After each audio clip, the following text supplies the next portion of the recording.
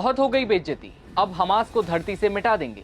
ये धमकी नेतन्याहू के मंत्री की है। गाजा में युद्ध विराम के बावजूद खतरा अभी टला नहीं है, मतलब खून बहना अभी भी बाकी है।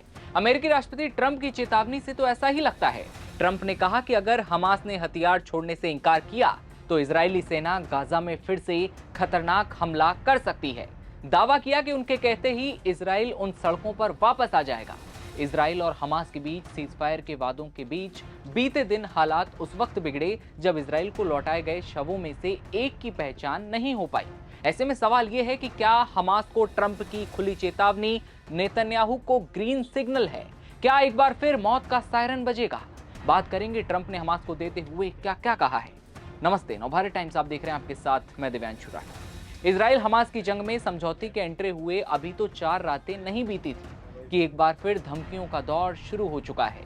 इधर हमास ने बीते दिन अपने ही नागरिकों पर इजरायली जासूस होने के शक के चलते मौत की नींद उन्हें सुला दिया। इधर इजराइल हमास में युद्ध विराम करवाने वाले गाजा में दुनिया के चौधरी ट्रंप साहब ने चेतावनी देते हुए कहा कि अगर हमास ने हथियार छोड़ने से इनकार किया तो इजरायली सेना गाजा में फिर से सैन्य अभियान शुरू कर सकती है, यानी कि गाजा में एक बार फिर कत्लेआम मच सकता है। दावा किया कि उनके कहते ही इजराइल उन सड़कों पर वापस आएगा, यानी कि ट्रंप के एक इशारे पर नेतन्याहू फिर गाजा में तबाही मचाना शुरू कर सकते हैं। सीएनएन से बातचीत में अमेरिकी राष्ट्रपति ने कहा कि गाजा में युद्ध विराम पूरी तरह से हमास के निरस्त्रीकरण का पालन करने पर निर्भर करता है। ट्रंप ने कहा कि अगर इजराइल अंदर जाकर उन्हें धूल चटा सकता है तो वो ऐसा करेंगे। आगे कहा कि मुझे उन्हें रोकना पड़ा। इजराइल के प्रधानमंत्री नेतन्याहू गाजा पर चढ़ाई के लिए तैयार थे, लेकिन वॉशिंगटन ने संयम बरतने का दबाव बनाया।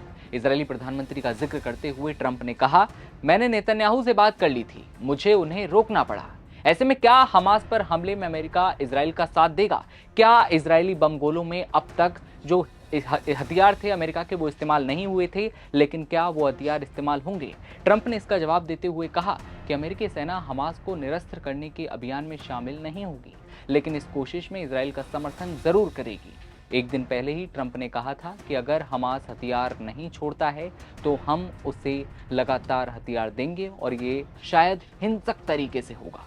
इसी बीच इजराइल के रक्षा मंत्री ने बुधवार को धमकी दी कि अगर हमास अमेरिका समर्थित युद्ध विराम की शर्तों का सम्मान नहीं करता तो लड़ाई एक बार फिर शुरू होगी। इधर इजराइल के national security minister Ben Gvir ने हमास को धमकी देते हुए कहा कि हमास को धरती से मिटा देंगे, बहुत हो गई बेइज्जती।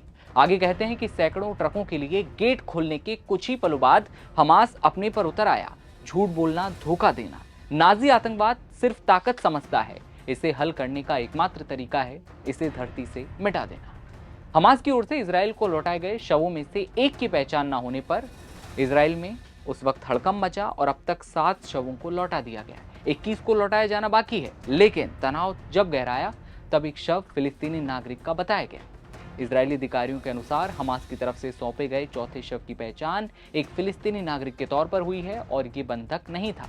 शवों को सौंपने की प्रक्रिया उस समय शुरू हुई जब इजराइल ने हाल ही में लागू की गई युद्ध विराम का उल्लंघन करने के लिए हमास पर अलग अलग तरह के आरोप लगाए थे। इजराइल ने कहा था कि उसने मारे गए बंधकों के शवों को रोक कर रखा है। ऐसे में एक बार फिर इजराइल और हमास के बीच जंग जैसे हालात पैदा होते दिखाई देते हैं।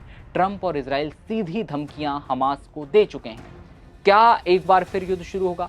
क्या गाजा में शांति असल में लौट पाएगी या ये सिर्फ कागजी कार्रवाई में फंसी रह जाएगी? गाजा को लेकर आप क्या सोचते हैं? ट्रंप पीस प्लान फेल या फिर पास? क्या राय है आपकी? कमेंट सेक्शन में बताइए और तमाम खबरों के लिए बने रहिए नवभारत टाइम्स के साथ।